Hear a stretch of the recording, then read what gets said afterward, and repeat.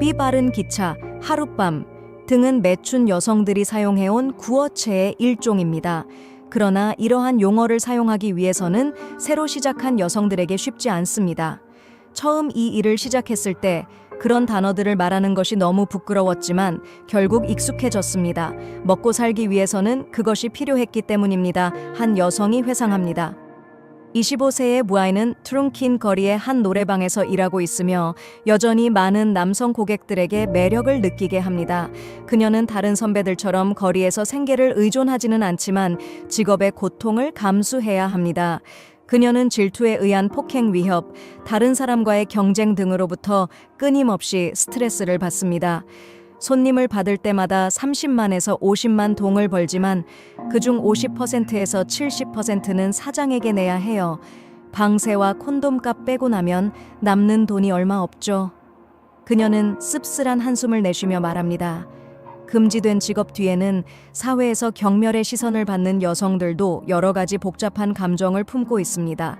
32세의 라는 상황에 밀려 신체로 생계를 꾸리는 직업에 발을 들여놓았습니다. 그녀는 생계의 파란만장한 직업 때문에 나이에 비해 훨씬 성숙해 보이며 영혼과 육체도 무딘 상태가 되어버렸습니다.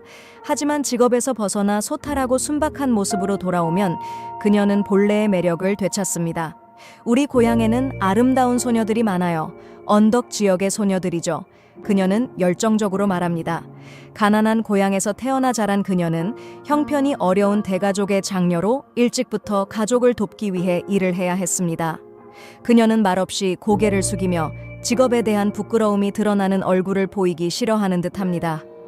이 길에 들어선 후 누구를 원망할 수는 없어요. 그저 사람들이 이해해주고 멀리하지 않기를 바랄 뿐이에요. VY는 무거운 편견 속에서 남편 없이 아이를 가지는 삶을 살아야 합니다. 고객의 오락거리가 되면서 그녀는 그 뒤에 숨겨진 위험이 그렇게 오래 지속될 것이라는 것을 알지 못했습니다. 불행한 아이의 출생은 그녀를 끊임없는 괴로움으로 몰아넣었습니다. 우리 같은 여자들에게는 낙태가 일상적이지만 어쩔 수 없이 아이를 낳아야 할 때도 있어요. 그녀는 고백합니다. VY뿐만 아니라 고압적인 가로등 아래 서 있는 여성들 대다수는 비슷한 상황에 처해 있습니다. 어떤 이들은 서로 만났지만 아무 말도 할 수 없습니다. 부끄러움과 수치심 때문입니다. 그들은 사회가 비난하는 일을 하고 있다고 생각하기 때문입니다. 더 애처로운 것은 일정 나이가 되면 그들은 신체적, 정신적 고통과 함께 어둠 속으로 물러나야 한다는 것입니다. 와엔 커와 카우기아이의 구불구불한 작은 골목 깊숙이, 허름한 숙소들은 많은 타락한 소녀들의 임시 거주지입니다. 여기에는 다양한 연령대와 배경을 가진 여성들이 모여 있으며 일부는 이미 은퇴한 매춘부도 포함되어 있습니다. 보통 이 일을 할 수 없게 되면 고향으로 돌아가지만 돌아갈 곳이 없는 사람들은 그저 비참한 삶을 이어가야 합니다. 한 숙소 주인이 말했습니다. 엔구엔 티비츠는 그러한 경우 중 하나입니다. 40대 중반의 그녀는 5살 아들과 함께 길거리에서 장사를 하며 생계를 이어가고 있습니다. 가난과 병은 그녀를 끊임없이 따라다니고 있으며 그 무게는 불쌍한 아들에게도 전가됩니다. 15세부터 유랑 생활을 하며 생존을 위해 여러 가지 직업을 거치며 살아온 빛은 인생의 가혹함에 의해 신체로 생계를 꾸리는 직업에 발을 들이게 되었습니다. 그녀는 인생에서 가장 아름다운 나이에 믿을 수 없는 충격을 계속 겪었습니다. 인신 매매당하고 나이트클럽과 배서 일하며 고객을 위해 몸을 팔아야 했습니다. 40세가 되었을 때 그녀는 마치 꿈속의 연인 같은 사람과의 사랑에 빠졌지만 임신 소식을 전하자 꿈속의 연인은 조용히 사라졌습니다. 내 운명이 이렇게 정해져 있었으니 다른 일을 탓할 수는 없어요. 다만 내 아이가 불쌍할 뿐이에요. 빛은 눈물을 머금고 말했습니다. 밤의 나비 중 대다수는 고통스럽고 괴로운 노후를 겪으며 살아갑니다. 심지어 은퇴한 후에도 그들은 삶의 수많은 어려움에 직면해야 합니다. 가장 큰 고통은 누군가가 의도치 않게 그들의 아이에게 엄마가 매춘을 했던 사람이라고 말하는 것입니다. 아이에게는 정말 충격적이네요. 아이들은 엄마에 대해 어떻게 생각할까요? 그 아이의 미래는 어떻게 될까요? 사람들이 그 아이가 매춘부의 자식이라는 것을 알게 되면 이는 꽃을 팔고 살아가는 사람들의 슬픈 이야기입니다. 현재 직업을 가지고 있든 아니면 이미 나이가 많아진 상태이든 밤의 나비들은 보통 서로 가까이 살며 많은 사람들이 사는 지역에서는 살 수 없습니다. 많은 밤의 나비들은 그들의 거처가 고정되지 않는다고 합니다. 과거가 발각되면 그들은 떠날 수밖에 없기 때문입니다. 보통 2-3개월마다 어떤 경우에는 일주일 만에라도 새로운 장소로 옮겨야 합니다. 한 여성이 말했습니다. 어떤 매춘부들은 떠돌며 살게 되며 다리 밑, 시장의 구석진 곳 등 사람들의 왕래가 적은 곳을 집으로 삼습니다. 그들은 어디를 가든지 쫓겨나기 때문입니다. 당장 나가 남의 가정에 해를 끼치는 것 같은 당신은 필요 없어. 이런 악습을 이 동네에 가져오지 마세요. 이는 옌이라는 매춘부가 이미 익숙해진 비난의 소리입니다. B형 간염을 앓고 있는 그녀는 안전하지 않은 고객과의 만남이 남긴 결과로 고통받고 있으며 매춘업을 그만둔 후에도 생계를 위해 여러 가지 일을 하며 힘겹게 살아가고 있습니다. 그녀가 고향으로 돌아가지 않는 이유를 물었을 때 그녀는 눈물을 글썽이며 말했습니다. 제 고향은 더 이상 없어요. 이제는 아이 양육시설이나 고아원과 같은 의미 있는 일에 남은 생을 바치고 싶어요. 21세의 람은 자신이 길거리 매춘부가 되리라고는 상상도 하지 못했습니다. 그녀는 돌아보며 자신의 인생이 사회의 바닥에 있다는 것을 느꼈습니다. 람은 종 나이의 트랑봄 지역에서 태어나고 자랐습니다. 그 시절 람은 또래 친구들처럼 아름다운 어린 시절을 보냈습니다. 그녀는 매일 줄넘기를 하고 놀이를 하며 부모님의 사랑과 관심 속에서 자랐습니다. 15세가 될 때까지 그녀는 정말 아름답고 따뜻한 꿈속에서 살고 있었던 것입니다. 아마도 사람들은 인생이 어떤 예기치 못한 전개가 있을 수 있다는 것이 사실이라는 말이 맞을 것입니다. 적어도 그것은 램의 경우에 해당합니다.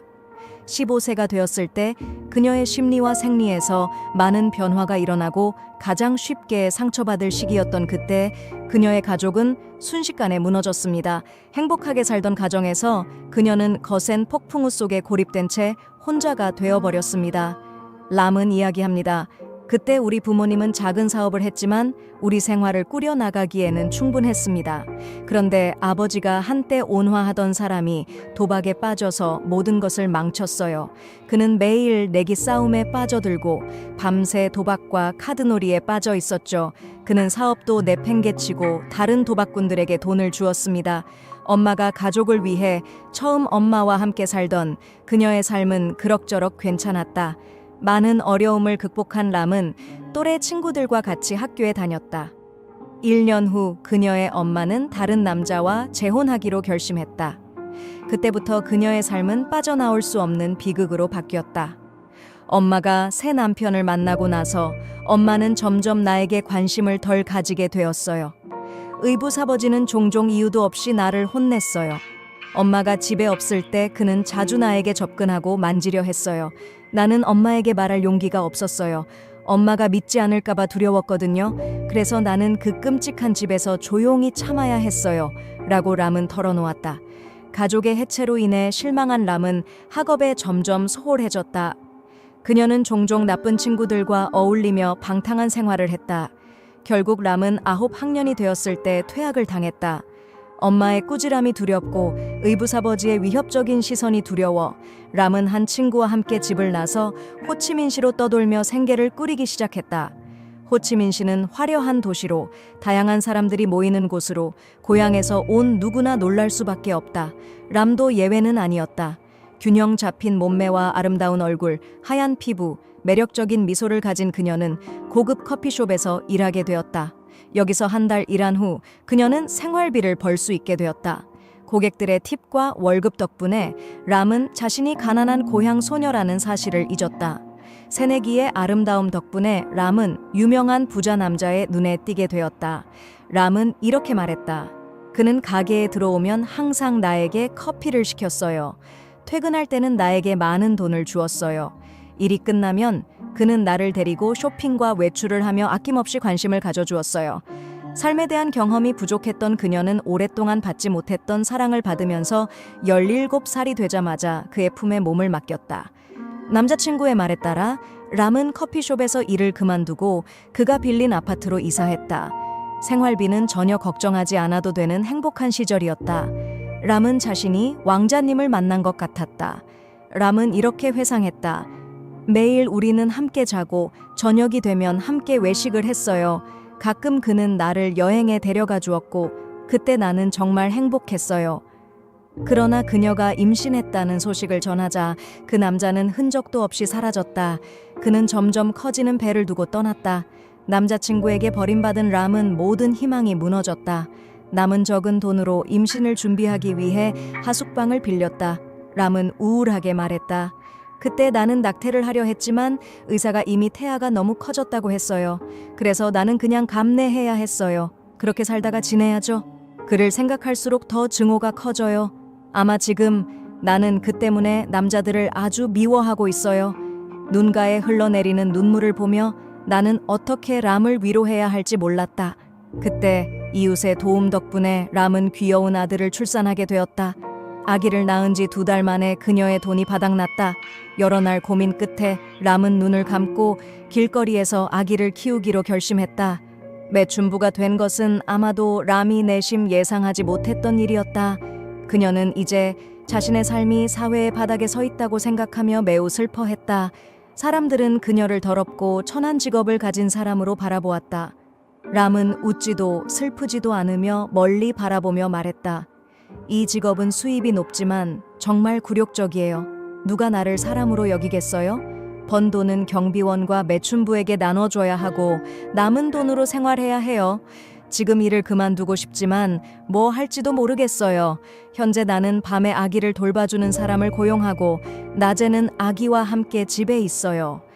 추운 안개 속에서 밤마다 손님 없이 담배를 피우며 아침이 되면 람은 홀로 돌아갔다. 심리적으로 문제가 있는 손님을 만났을 때 그녀는 방에서 학대와 폭력을 당하기도 했다. 람은 울며 몸부림쳤지만 도망칠 수 없었다. 한 달 동안 남아있던 멍이 여전히 아프다. 또는 손님이 다수의 변태들이 대기하고 있는 것을 알게 되었을 때는 그런 상황에서는 일주일 내내 나가고 싶지 않았다. 라고 람은 이야기했다.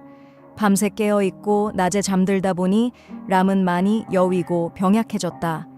그녀는 전화기 화면을 켜며 2 모자의 사진을 보여주었다. 나는 과거의 람이 훨씬 더 밝고 온화하며 건강해 보였다는 것을 보았다. 짧은 시간 안에 그녀는 급격히 쇠약해졌고 특히 순수했던 눈빛이 시들어 버렸다. 그 눈빛은 사람들과의 접촉에서 깊은 슬픔과 분노가 얽혀 있음을 느끼게 했다. 친애하는 여러분, 플러그 이야기의 시간은 이제 마무리되었습니다. 프로그램이 마음에 드셨다면 좋아요 누르고 공유하며 채널 구독을 잊지 말아주세요. 다음 프로그램에서 여러분과 다시 만날 수 있기를 기대합니다. 감사합니다.